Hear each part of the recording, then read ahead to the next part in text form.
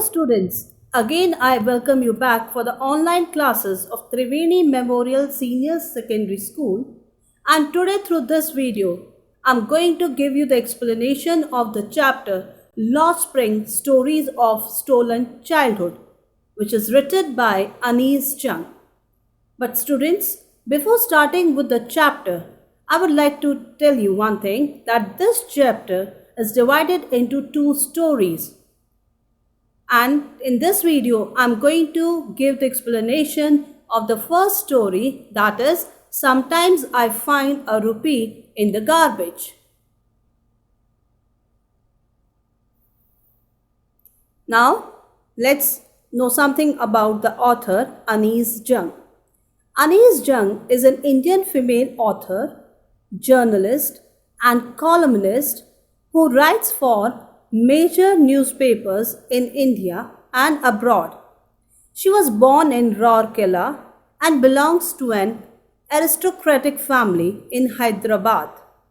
Her father, Nawab Harsh Yar Jung, was a renowned scholar and poet, worked as a muzahib, that is the advisor, to the last Nizam Prince of Hyderabad state. And her mother and brother are also well-known Urdu poets. Jung hit the headlines with the publications of Unveiling India in 1987, which is primarily a travel diary that focuses on interviews with women. She went on to write many subsequent books on the same topic and talked to women about their everyday lives, and wrote books like Night of the New Moon, Encounters with Muslim Women in India, which was written in 1993, and Seven Sisters, which was written in 1994. Her books Breaking Silence in the year 1997 includes conversations of women's lives from around the world. Now let's continue with the introduction of the lesson. The story Lost Spring deals with the deplorable condition of poor children who get faced to miss the simple joyful moment of childhood. Because of their socio-economic conditions, these children are not given the opportunity of schooling and are compelled to start working early in their life. The author Anees Jung strives hard to eliminate child labor through her book. She propagates the education of children and enforcement of strict law against child labor by the government. The message is to put an end to child exploitation and let all children enjoy their days of the spring and joy. Now here we goes with the theme of the story. As we all know, spring is the season associated with optimism and hope. It also works as a metaphor for the childhood stage of our life. Right from the time we are born until late childhood, every child hopes for new beginning and a bright future. The phase of childhood is all about inconvenience energy and the tremendous inclination towards outdoors activity along with fun and play. And playtime does not have any limits. It is also a time of getting more skills and knowledge and going to school. Here we take a look at a particularly impressive that is a rendition. Here is the Lost Springs summary.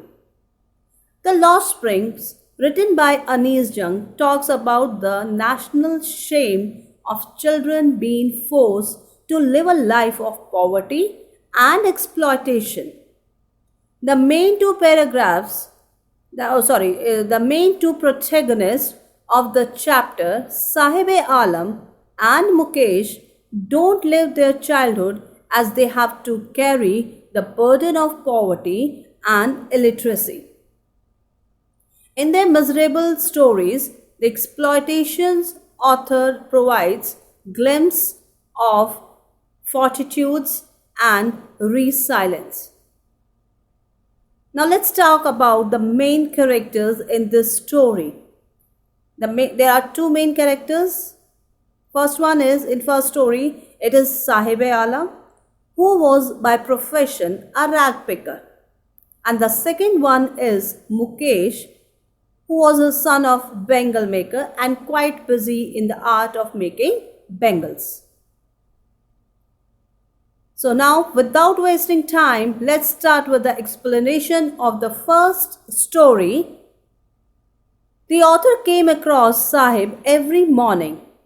She always found him searching for something in a heap of garbage. As you can look in the picture, there's a heap of garbage and the rag pickers are scrounging like anything in that garbage.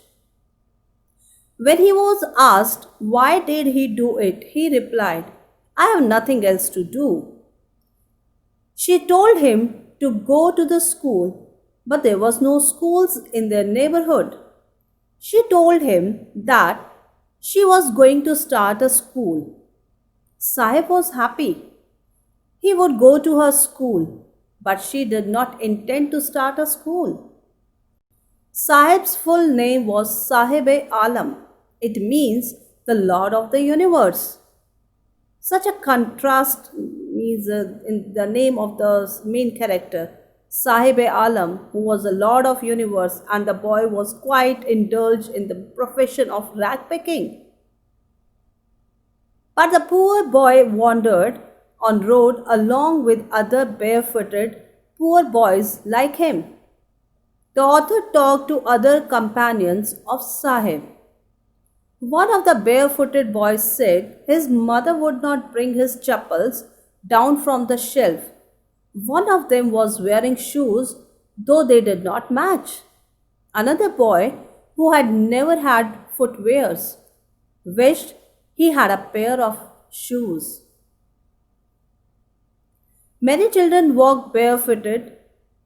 Some people argue that lack of money is not the reason. It is a tradition to walk barefoot, but the author does not agree with them. She asserts that perpetual state of poverty is the real cause. Some children are lucky, their prayers to get shoes has been granted, but the rag pickers remain barefoot.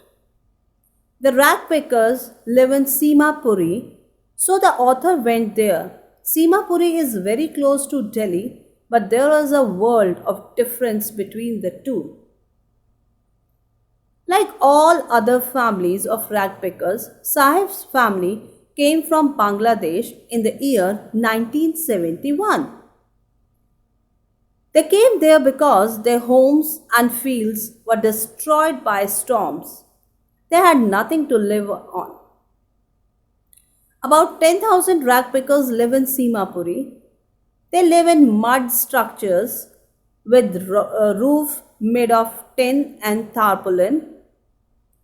They lack all civic amenities like sewage and running water. Living in Simapuri enables them to cast their votes and food.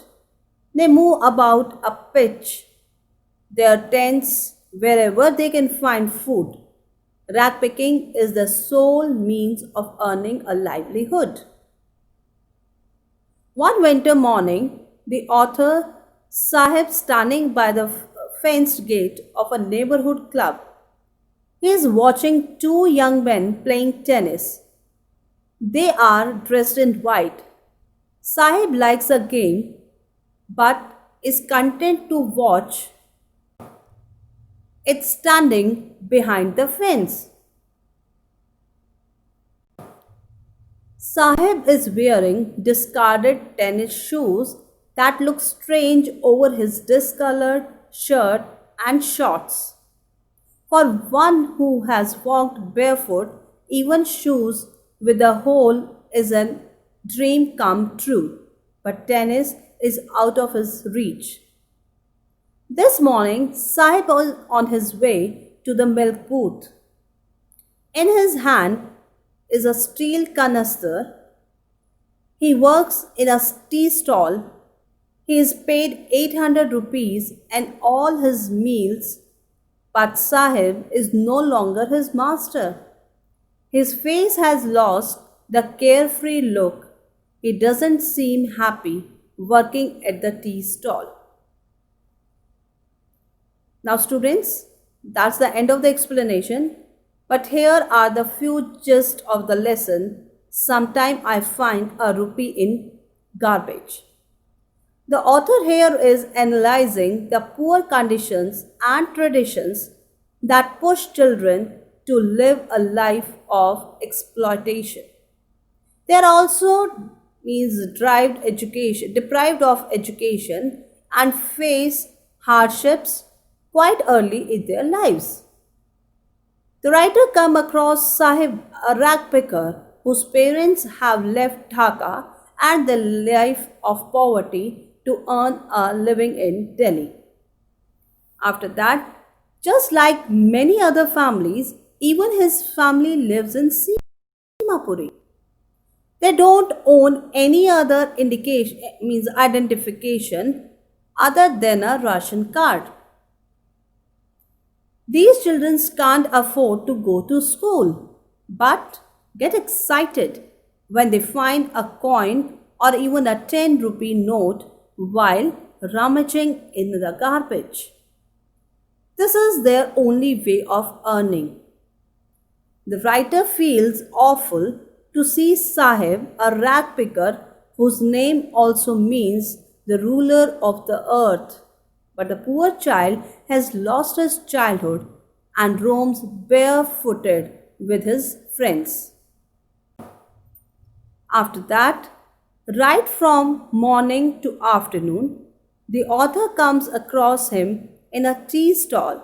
Sahib becomes sad as he realizes that he is no longer the master of his own destiny, and the loss of identity weighs heavily on his tender shoulder. So now students, here we finishes with the first story of the second chapter, Lost Spring. So thanks for watching.